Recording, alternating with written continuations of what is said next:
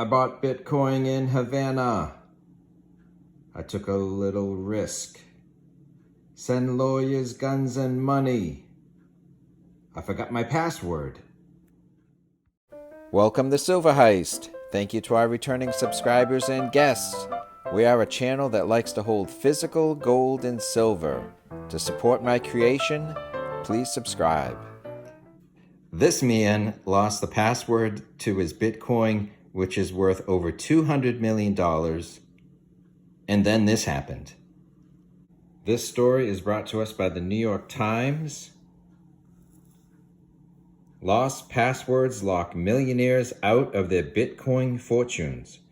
Bitcoin owners are getting rich because the cryptocurrency has soared.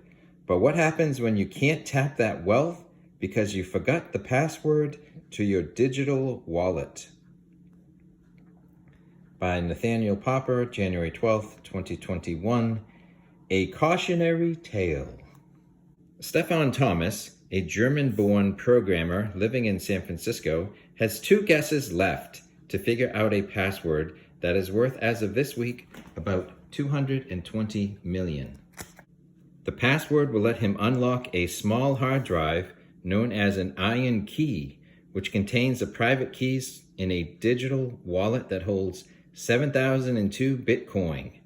While the price of Bitcoin dropped sharply on Monday, it is still up more than 50% from just a month ago when it passed its previous all-time high of around $20,000.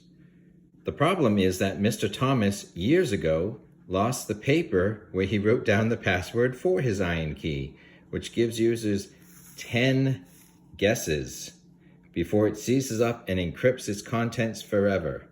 He has since tried 8 of his most commonly used password formulations to no avail. I would just lay in bed and think about it. Then I would go to the computer with some new strategy, and it wouldn't work, and I would be desperate again. Bitcoin, which has been on an extraordinary and volatile 8-month run, has made a lot of its holders very rich in a short time, even as the coronavirus pandemic has ravaged the world economy.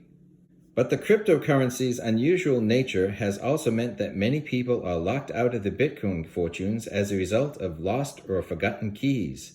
They have been forced to watch, helpless, as the price has risen and fallen sharply, unable to cash in on their digital wealth.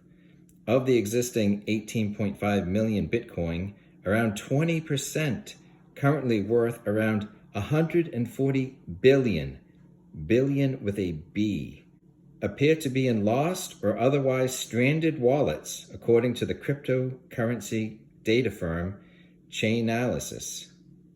Wallet Recovery Services, a business that helps find lost digital keys, says it had gotten 70 requests a day from people who wanted help recovering their riches, 3 times the number of a month ago.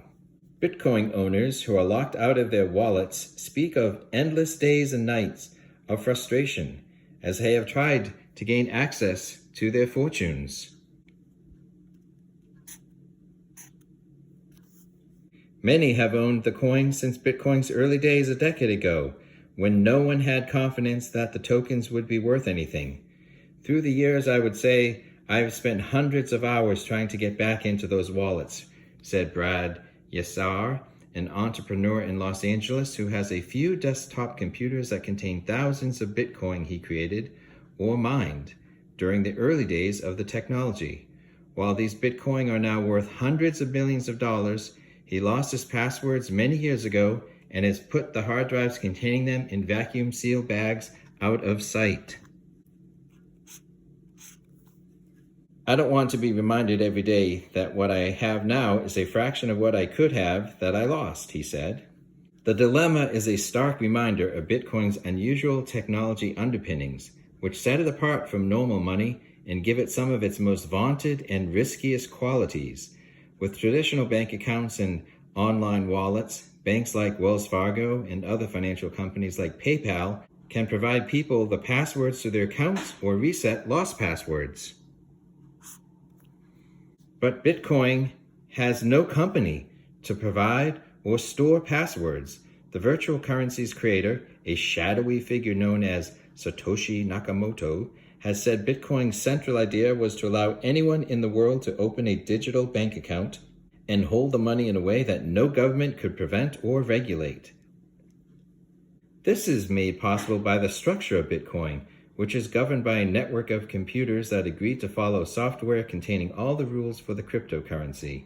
The software includes a complex algorithm that makes it possible to create an address and associated private key, which is known only by the person who created the wallet. The software also allows the Bitcoin network to confirm the accuracy of the password to allow transactions without seeing or knowing the password itself. In short, the system makes it possible for anyone to create a Bitcoin wallet without having to register with a financial institution or go through any sort of identity check. This has made Bitcoin popular with criminals who can use the money without revealing their identity. It has also attracted people in countries like China and Venezuela, where authoritative governments are known for raiding or shutting down traditional bank accounts. But the structure of the system did not account for just how bad people can be at remembering and securing their passwords.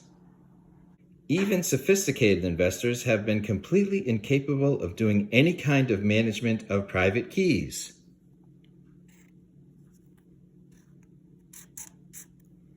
Said Diogo Monica, a co-founder of a startup called Anchorage, which helps companies handle cryptocurrency security. Mr. Monica started the company in 2017 after helping a hedge fund regain access to one of its Bitcoin wallets. Mr. Thomas, the programmer, said he was drawn to Bitcoin partly because it was outside the control of a country or company. In 2011, when he was living in Switzerland, he was given the 7,002 Bitcoin by an early Bitcoin fanatic as a reward for making an animated video, What is Bitcoin?, which introduced many people to the technology. That year, he lost the digital keys to the wallet holding the Bitcoin. Since then, as Bitcoin's value has soared and fallen, and he could not get his hands on the money. Mr. Thomas has soured on the idea that people should be their own bank and hold their own money. This whole idea of being your own bank, let me put it this way. Do you make your own shoes? He said. The reason we have banks is that we don't want to deal with all those things that banks do. Other Bitcoin believers have also realized the difficulties of being their own bank. Some have outsourced the work of holding Bitcoin to startups and exchanges that secure the private keys to people's stashes of the virtual currency. Yet, some of these services have had just as much trouble securing their keys. Many of the largest Bitcoin exchanges over the years, including the one-time well-known exchange Mt. Gox, have lost private keys or had them stolen. Gabriel Abed, 34, an entrepreneur from Barbados, lost about 800 Bitcoin, now worth around 25 million, when a colleague reformatted a laptop that contained the private keys to a Bitcoin wallet in 2011. Mr. Abed said this did not dim his enthusiasm. Before Bitcoin, he said, he and his fellow islanders had not had access to affordable digital financial products like the credit cards and the bank accounts that are easily available to Americans. In Barbados, even getting a PayPal account was almost impossible, he said. The open nature of Bitcoin, he said, gave him full access to the digital financial world for the first time. The risk of being my own bank comes with the reward of being able to freely access my money and be a citizen of the world. That is worth it, Mr. Abed said. For Mr. Abed and Mr. Thomas, any losses from mishandling the private keys have been partly assuaged by the enormous gains they have made on the Bitcoin they managed to hold on to. The 800 Bitcoin Mr. Abed lost in 2011 were a small fraction of the tokens he has since bought and sold, allowing him recently to buy a 100-acre plot of oceanfront land in Barbados for over $25 million. Mr. Thomas said he has also managed to hold onto enough Bitcoin and remember the passwords to give him more riches than he knows what to do with. In 2012, he joined a cryptocurrency startup, Ripple, that aimed to improve on Bitcoin. He was rewarded with Ripple's own native currency, known as XRP, which rose in value. Ripple has recently run into legal troubles, in part because the founders had too much control over the creation and distribution of the XRP coins. As for his lost passwords and inaccessible Bitcoin, Mr. Thomas has put the iron key in a secure facility he won't say where in case cryptographers come up with new ways of cracking complex passwords. Keeping it far away helps him try not to think about it, he said. I got to a point where I said to myself, let it be in the past, just for your own mental health. I forgot my password in Honduras. I'm a desperate man. Send lawyers, guns, and money. The has hit the fan.